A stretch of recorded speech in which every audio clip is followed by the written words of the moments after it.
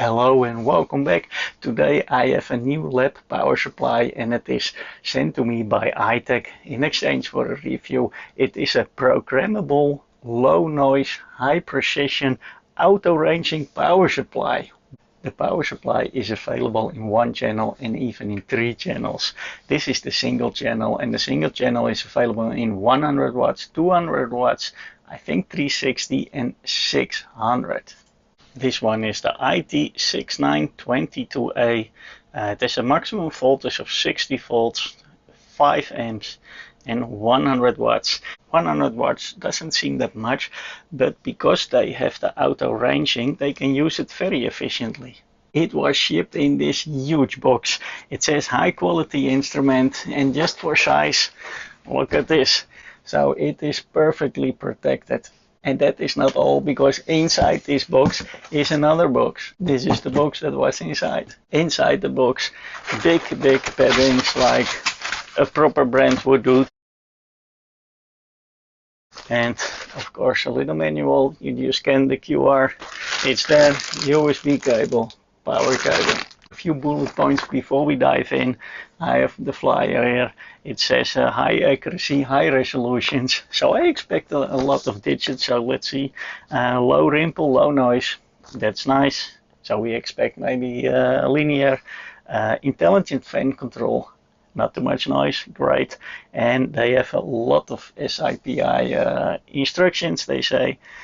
So let's play. Interesting point is they say it's low noise, low ripple, but it also says 100 watts, 60 volts and 5 amps. And I would expect a linear power supply, but if you look at old-fashioned linear power supplies, 60 volts and 5 amps, it should be 300 watts, and it is not. But it is also 7.5 kilo. If it was a switch mode power supply, I would expect it to be 3-4 kilos maybe, not 7. So what's going on here? Weird enough, when I look in the specifications, it is not even mentioned it is a switch mode or linear. That is where the auto ranging comes in. So what I think they do, they say here auto ranging, so they probably have different windings on the linear transformer, and then they switch them parallel or series, and here they have some points where you can get the maximum power out, and that is at 60 volts. I would think everything is in series. That is at 40 volts, a little bit over a few amps, probably just 2 in series. And here they have everything in parallel at 20 volts, and then you can get the full power out of it. But still, that is an assumption, because I see nowhere in the flyer, in the manual, if it is linear or switch mode. Well, the weight of 7.5 kilo, it must be linear almost, or they put the brake inside, but I don't expect. Yeah, let's just power it on, and of course we're going to open it in the end of the video. Some caution before we switch it on, because it comes directly from China, and I am not 100% sure what power they use. It says here set to 220. Okay, I think it's in the bottom. Yeah, here we have a switch. So let's see what power settings we have. Okay, it looks to be set to 220. Can we set it to 240? No, then it will be 110. Okay, so it was already set correct. Yeah, these power settings, 220 is usually plus minus 10%, and that's a good thing, because we are close here to 240 volts, but that is still possible. A quick look around. Well, it is around 7 kilos, quite heavy, but it has a super clean look. I like it. And these buttons can light up, proper terminals. Let's have a look. Yeah, nice tight fit also, standard distance. Proper cooling, I think that is on both sides. Yeah, so the air comes in here and goes out in the back here. Power socket, USB, RS232, and we have sense in the back. It's of course shorted, so we can use it, and it has a DVM option in the back. This look, it immediately reminds me on this, the Keathley, with the same type of buttons here, but I will come back later at this. Let's switch it on.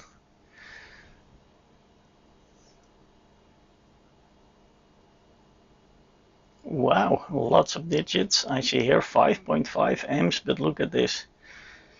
It goes below the milliamps, 0.1 milliamps, and the volts up to a millivolt. It has a beep, voltage set, I set, well, without reading, I see exactly what we need to do. Okay, what else we have?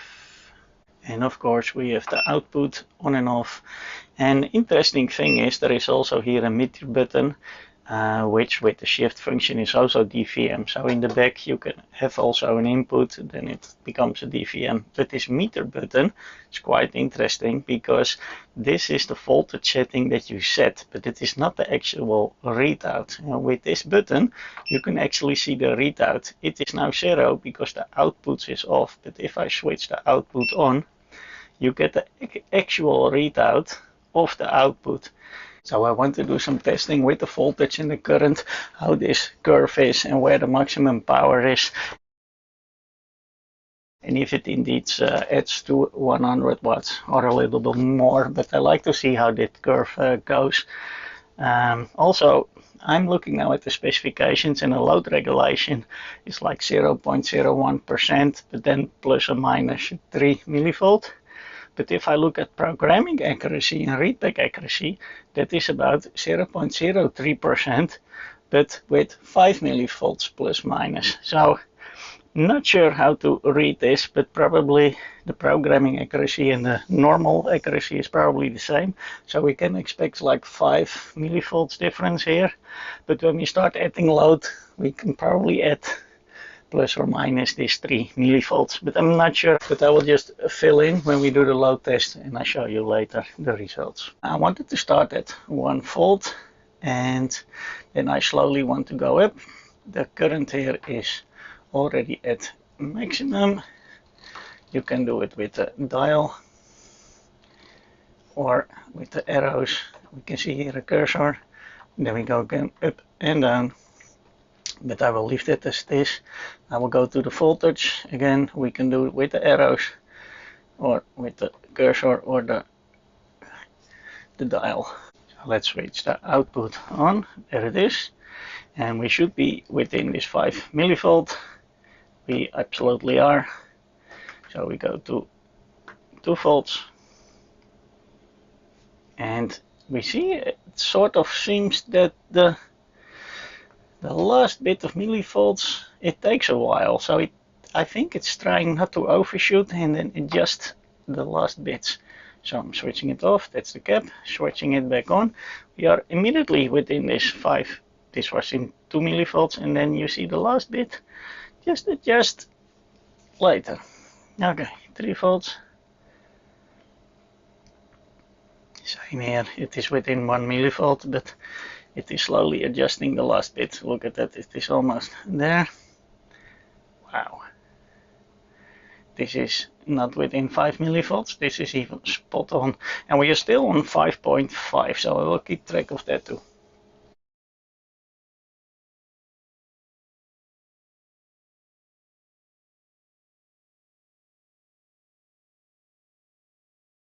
Testing without load, we are clearly within the programming accuracy of 0.03% plus minus this 5 millivolt.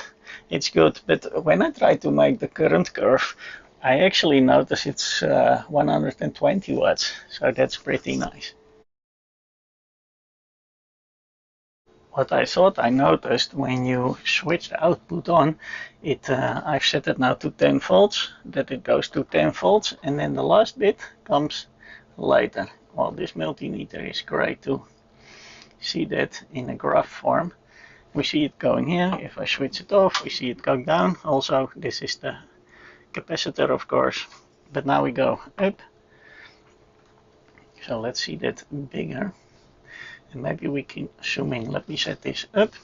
Okay, let's do that again. I switch it off. We see a drop. And now I switch it back on. And we indeed can see that there is no overshoot, but it is slowly getting there. Well, if there is overshoot, it is super minor. I don't think it is. No, there is no overshoot. It switches on, and then the last bit goes up.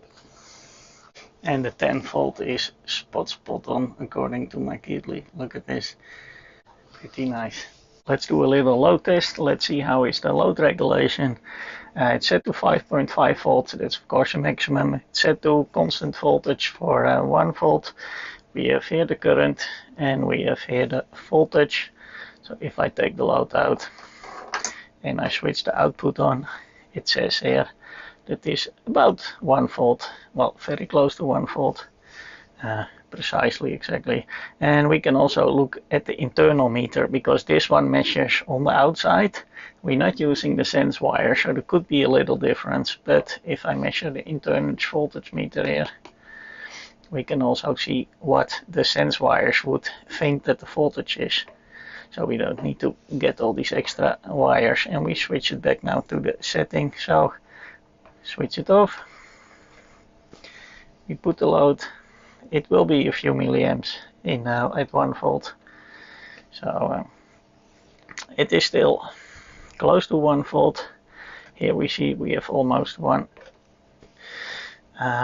millis. It says 980. It says clear to 980 here too. Voltage is still good. A little bit more current. 190, close to 190. Still close to 1 volt. A little bit more. You see the current is a lot faster than the current is here on the multimeter. 279, 278. Still 1 volt. We are here 1 millivolt off too. And a little bit higher.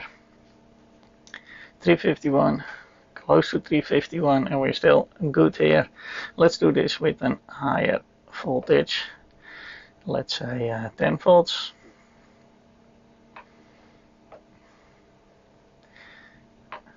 Let's see the sense. Okay, now we have a lot of current. Go back to around 1 amp. Well, it's close. And we do a little bit more. And we need to look here if the voltage doesn't drop too much. If we go to slowly to 3-4 amps. So now we go to 2 amps. Voltage doesn't drop too much. Doesn't drop too much, and we see that the current readout is now spot on. A little bit more. The voltage didn't drop too much. If we look here without the sense wires, it dropped a little bit, like 20-30 millivolts, but here it didn't drop at all. So if we use the sense wires, it probably stays good. So what will happen if we do that on 40 volts? Well, then automatically the current is limited to 3 amps, because even though it says here 100 watts, I already saw in the table that it is around 120. So I checked all the values. We can see here they all say 120. So we can say clearly it is. Switch on. We see it is now limited to the current, and so if we change the resistors, the only thing that will happen is that the voltage will drop. Yeah, because we just limited here. And the current limit, perfect, nothing wrong with it. It's 3 amp for sure. Well, if we do that in a higher voltage, we will see exactly the same. I think it was 60 volts, the maximum.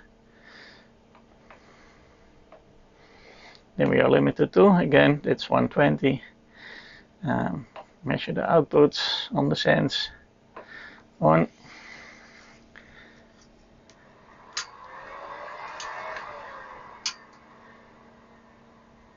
It regulates that very nice. My resistors are starting to smell a little bit. I'm using the resistors because if I use my electronic load, I could also create extra distortions, because the electronic load is not necessarily always very clean. Let's see if we can measure some ripple or distortion. Getting this here on the oscilloscope.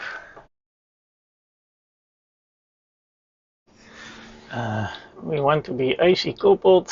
I use my one-time probe to limit the bandwidth. On top of that, I will also limit the bandwidth to 20 megahertz just to be sure. Well, for this to work properly, I actually need a differential probe.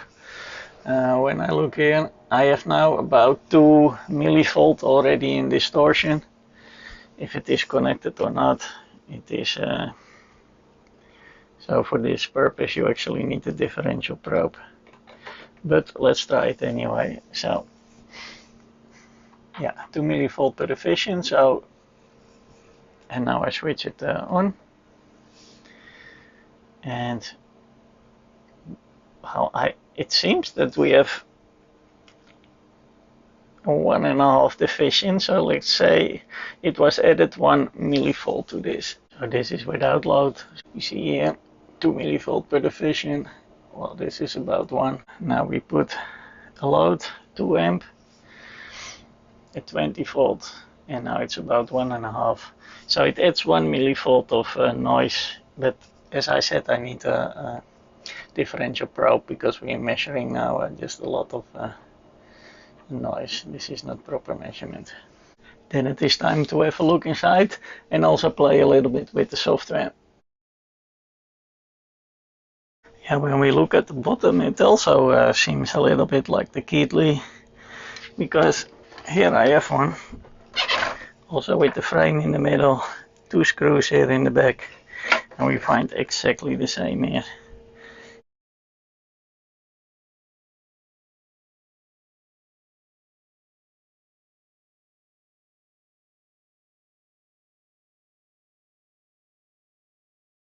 It didn't want to slide out because here on the top there are 2 little clips that grip behind. So here it goes.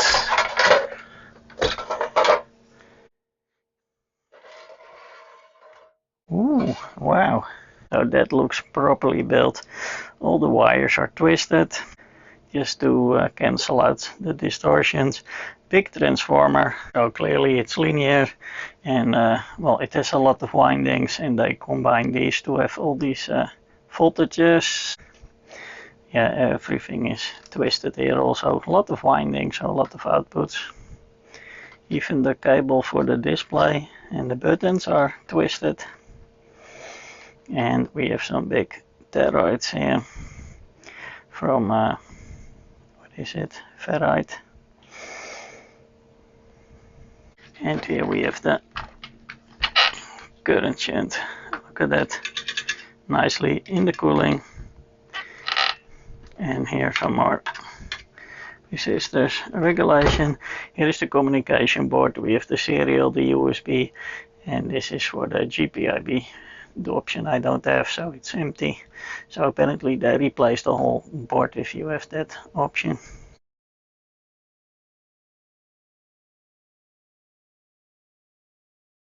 So we removed the communication board. Not much on this side. Everything is clearly on this side. And look at that. A lot of caps, a lot of linear regulators. And I'm surprised how many of these ferrite coils or chokes are here. Look at that again, twisted wires. Again with those things, they really tried to get the distortion as low as possible. They did a lot of effort. Here a lot of filtering even on the line input as well. Yeah, everywhere you see that. That is really nicely done. While looking from this side, I'm looking at the heatsink. And this just looks like the bridge rectifier. Here we have a FET. I will try to zoom in on those. And I have one here also. I don't see too many relays, to be honest. So switching the windings is maybe done by these FETs. Because why would I have FETs if it is all linear?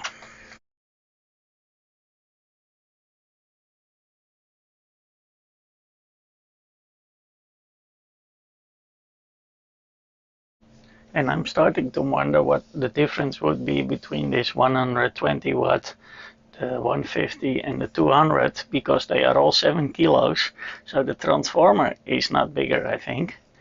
And the only thing I can see here is there is some extra, there is extra room here for an extra FET. That's the only thing. These components we cannot add. The other side was also full. This, if we look at the PCB, there is not much space here left. So I don't think the heatsink will be longer and the fan goes closer to the current shunt. So maybe they are all the same and it's all done by software. And here we have a control board. Probably all the measurements are done there.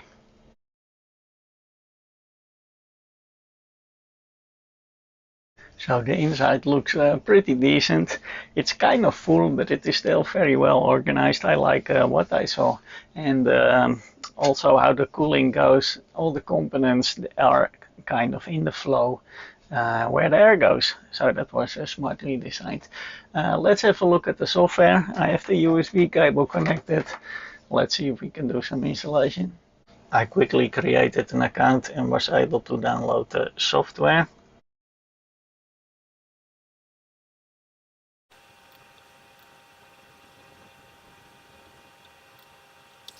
I usually get my device manager before I plug in the USB, so I do that, plug in the USB, let's see if something is detected or not. Plugging in the USB doesn't seem to work, so let me check the menu. Maybe we need to change some communication settings in the device itself.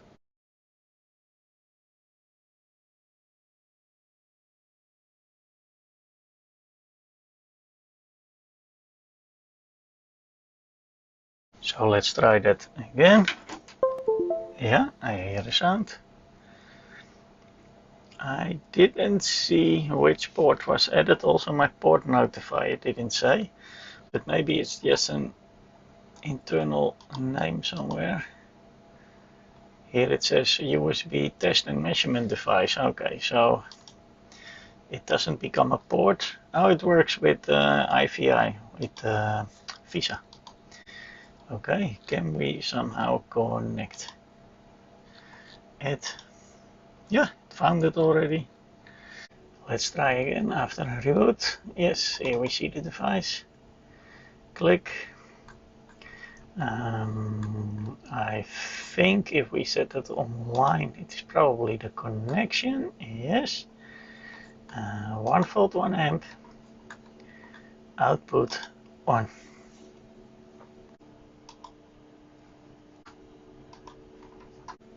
Yeah, cool, that works.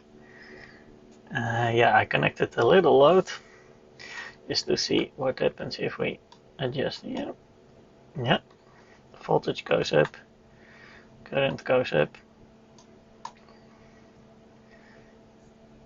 Okay, back to 1 volt, 1 amp max. Okay, pretty neat. Right click, yeah, that just works. We can do, and then 5.5 here.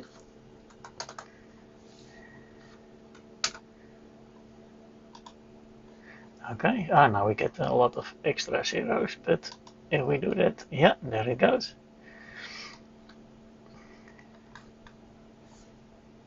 My resistors get odd. Okay, neat. Okay, this works nicely.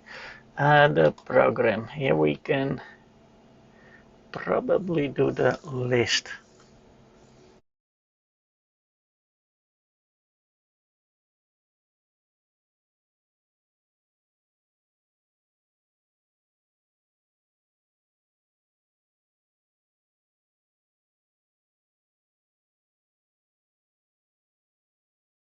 I put it now all to 0.1.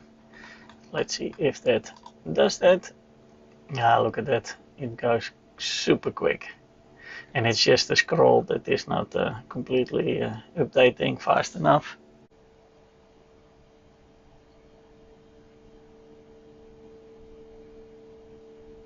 The software, once installed, then the device connected, it makes it very easy to do your list programming, and the software sort of speaks for itself. I didn't use any manual, and well, we could play a little. There are a lot more options in. You can save your presets and everything, but I didn't show that. It's becoming too much. But in the beginning of the video, I talk about it. It looks to me very similar to the Keithley. Well, not only the Keithley, also to a BK and even to a Teardown. Let me show you some pictures.